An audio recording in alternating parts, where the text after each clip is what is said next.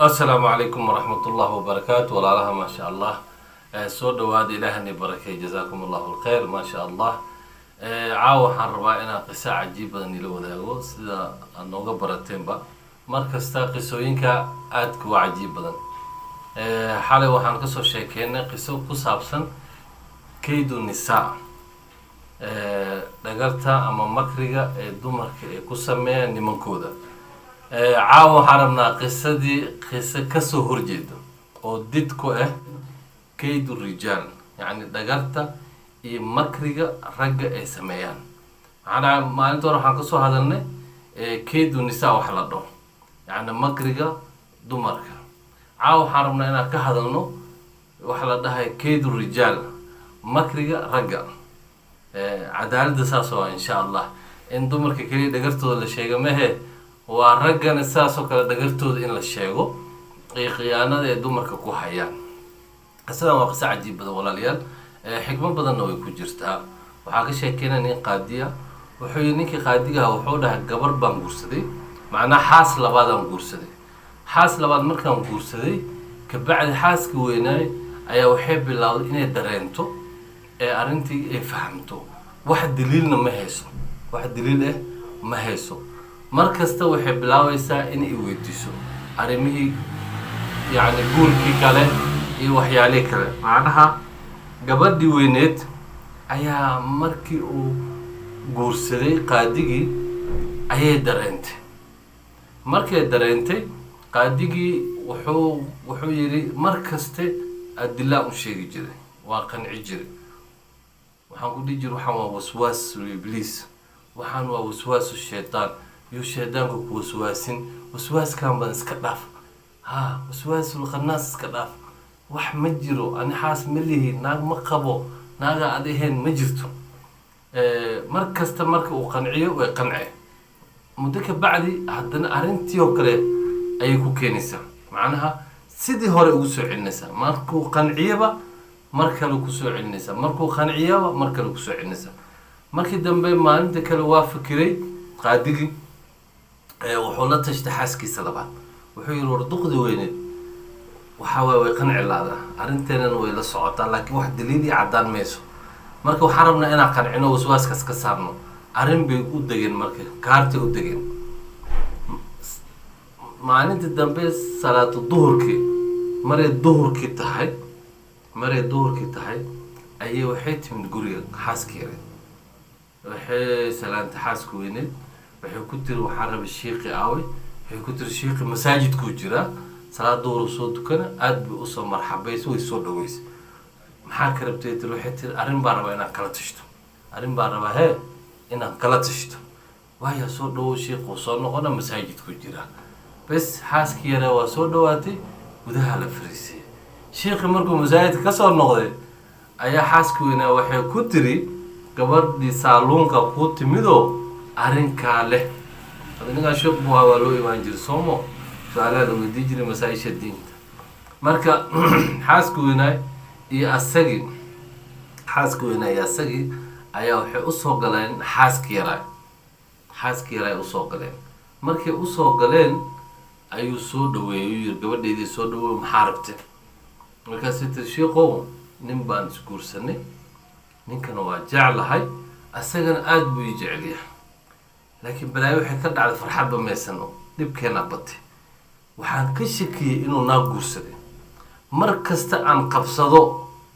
oon dhowriyaha naag baa guursatay maxaa saasa wuxuu isiinaya adilo iyo ma aragtay qancin way qancinaya anigana waa iska qancaya mar kasta wuxuu idhahayaa walaali waswaaskaan iska dhaf waxaan waa waswaasul ibliis waay waxaa waa waswaasu shaydaan waay ilaahay ka magan gal ka cooda bileyso iska dhaaf shaydaanka waa dhib badan yahay reerkaaga yuusu ku dheeli oo reerkaaga yuu kaa haleen iska dhaaf markastu ay qancina laakiin anigu waa qanci lahay xoogaa weli shakiya igu jiro marka ila tali maxaa sameeyaa wuxuu yidhi gabadheeda soo dhawo ila waa xaaskiis labaad muta kaartaa la raba meeshan qofta weynaa lagu maqanya wuxuu yidhi soo dhawo ninkaaga wuxuu dhahay waa runtiis waxaas ku waswaasinaya waa ibliis iyo shaydaanka ibliiskana mar kasta waxay ku dadaalaan in ninkii iyo naagta ay kala geeyaan ama ay kala furaan. marka waxaa shakiga iyo waswaaska iyo qanaaska iska saaro, reerkaaga dhaqo, ninkaaga hayso, iska dhaaf, ninkaaga waa runtiis. markuu halkaas u maray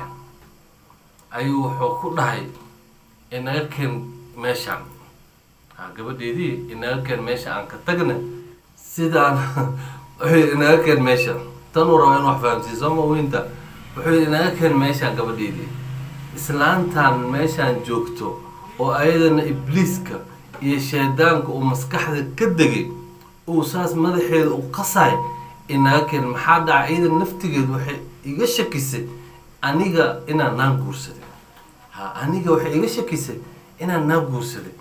mar kasta aan isku day inaan qanciyana way qance, laakiin haddana maalmo ka bacdi arrinta sidoo kale igu soo celinaysaa oo ii weydiinaysa war ka waraniyo waxaan kaaga shaki qabaa inaan qabtay. mar kastaan qanciyo way qance, haddana arrintii igu soo celinaysaa. marka waxaa maskaxda ka degay shaydaan, waswaas baa ku jira, ibliisaa madaxa ka degay.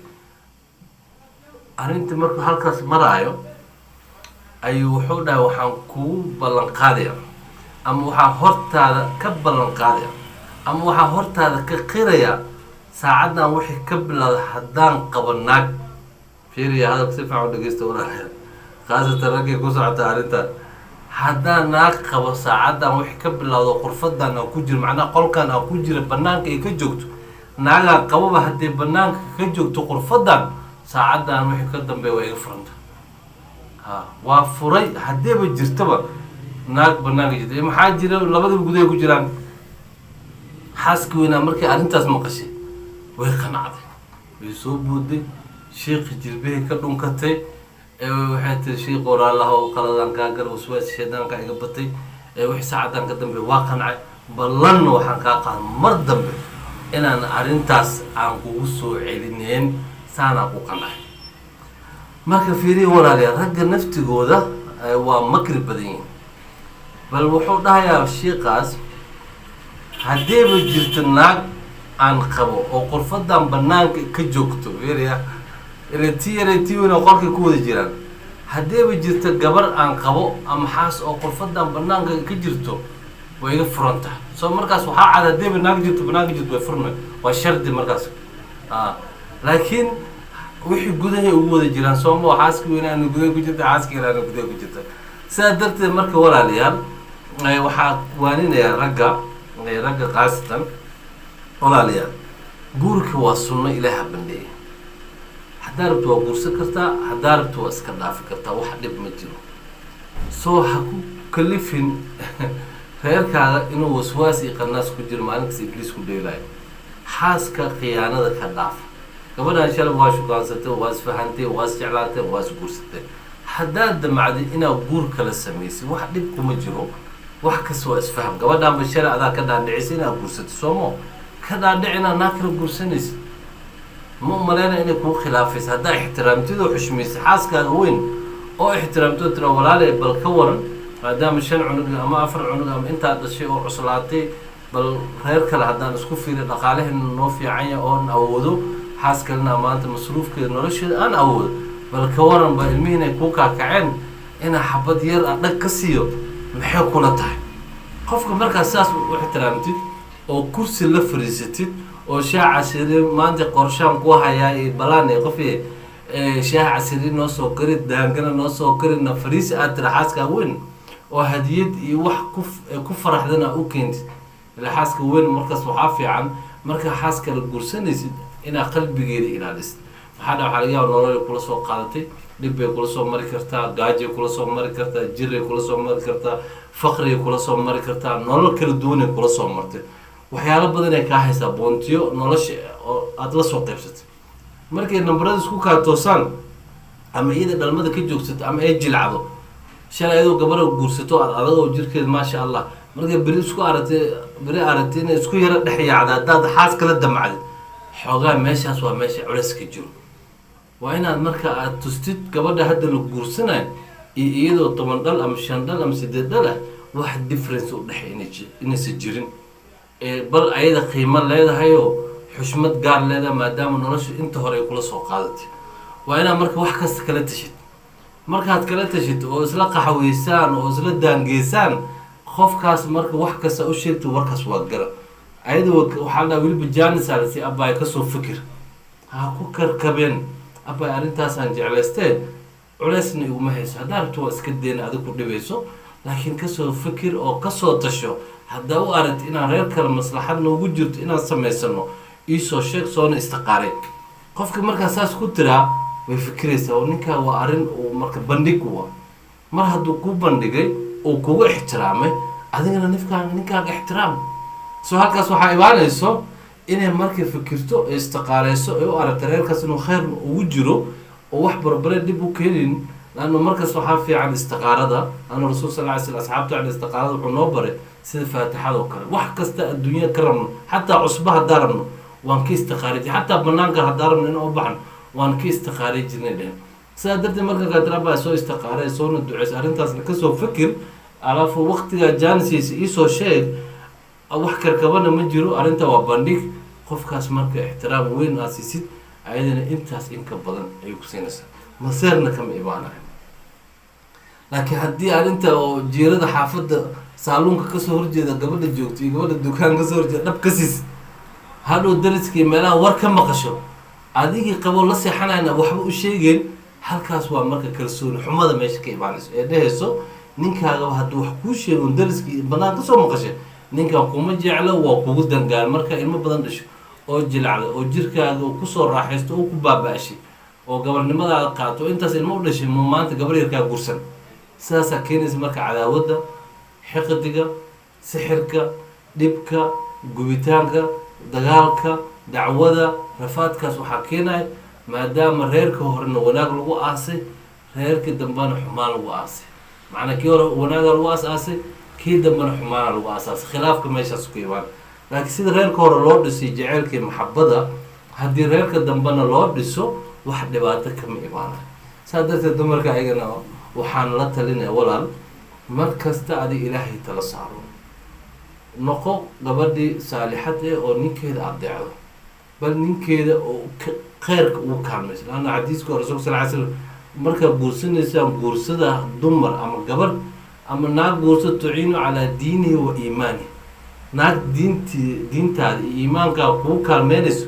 guursuyi rasuulka sal ly slam soo marka waxaa raba inaa iimaankiisa iyo diintiisa ugu kaalmaysid ooda ku khilaafin oo waxyaalaha mar haddii wax ka fakadaan oo u akriyayso ninkaa tira walaaloo kaala arrimahaasa banaan ka maqleen hadday jiraan ii sheeg anaa kuu qanacsan oo kuu farxsan reerkana kula ogaana kula dhisaayo laakiin ceeb waxaa waaye inaa banaanka war kasoo maqlo adigana aada ii sheegin so wax hadday jiraan ii sheeg aniga kaagama xumi reerkaa labaad ilaah kuu baray so ninka hadduu wax qarqaranaya ama nin xoogaay wax fahmeyn yahay ama nin maangaab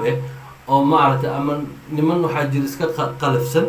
oo u arkaya naagta haddii wax loo sheeg inay ceeb tahay ama ay tahay yasitaan so markaas kabacdi waxaa laga yaaba inuu soo dogo isfahantaan oo markaas oo warkii qaato oo taladaada qaato oo reerkii horena saas ku adkaado kii dambena saa ku dhismo saa darteed marka walaalaha insha allah khayr baan nii rajeynaya ilaah ni barakeeyo saas u ogaa dumarkana inay makri leeyihiin raggana inay makri leeyihiin ayaga dhanna marka ay yihiin dad bili-aadana oo gefka dhici karo haddii ilaahay usoo noqdaana ilaahay oo ka toobad aqbali karo ilaahay wixii gef allah naga cafiyo insha allah wixii walaalaha khayrka jecel insha allah hadduu nii soo gaaro videogeedii aad ka faa'iidaysataan walaalaha kalena gaarsiiya insha allah si uga faa'iidaystaan marka aad baad umahadsantihi jazakum allahu khayr assalaamu calaykum waraxmat ullahi wabarakaatu